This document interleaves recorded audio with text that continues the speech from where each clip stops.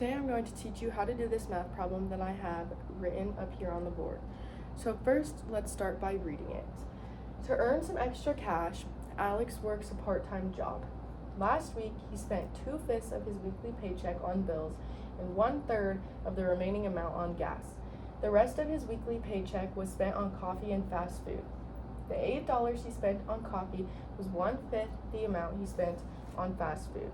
How much money was in Alex's weekly paycheck? So this is a lot of information, so let's start by breaking it down. The first thing that sticks out to me when I read this problem is all the fractions.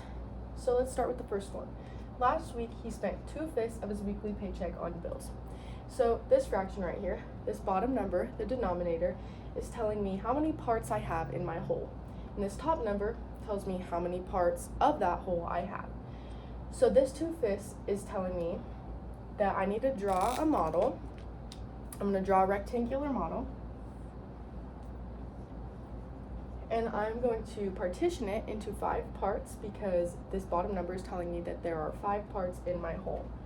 So 1, 2, 3, 4, 5. And then this top number is telling me that 2 of these 5 parts I have. So I'm going to fill those in. So 2 of these 5 parts is what Alex spent on bills. So I'm going to write a B in these boxes to remind me that these 2 parts of the whole are what he spent on bills. So I have 5 whole parts, and 2 of those 5 parts Alex spent on bills. So now we're done with that first part of the problem. We can move on to the second part of the problem. The next part says 1/3 of the remaining amount is what Alex spent on gas. So now I have a different fraction with a different number of parts in my whole and a different number of how many parts I have of that whole. So I'm going to model this by, right here I have a rectangular model split into 5 parts, but now I need something that's split into 3 parts. So I'm going to model that by horizontally splitting this model that I have right here into 3 parts. 1, 2, 3. And now this amount he already spent. So I'm only looking at the remaining amount. And it tells me that he spent 1/3 of this remaining amount on gas. So I have 1, 2, 3. So I know that this right here is 1/3 of the remaining amount. So I'm just going to put G in those boxes to remind me that he spent these 3 parts of the whole on gas. This is 1/3 of the remaining amount. And now I'm done with that part of the problem. I can move on to the next one. The rest of his weekly paycheck was spent on coffee and fast food. The $8 he spent on coffee was 1/5 the amount he spent on fast food. How much money? Okay, we'll get to that part next. But I'm going to come over here and draw a different rectangular model to represent this part, and then we will come back to these 6 parts that we have left of our whole right here, because this is what we're really focused on, but I'm going to model this separately. So it says he spent, the $8 that he spent on coffee was 1/5 of the amount he spent on fast food. So again, I have a fraction with a denominator, or how many parts, 5, and this time I have 1 of those parts, and I know that 1 of those parts equals $8 because the $8 he spent on coffee was 1/5 of the amount he spent on fast food.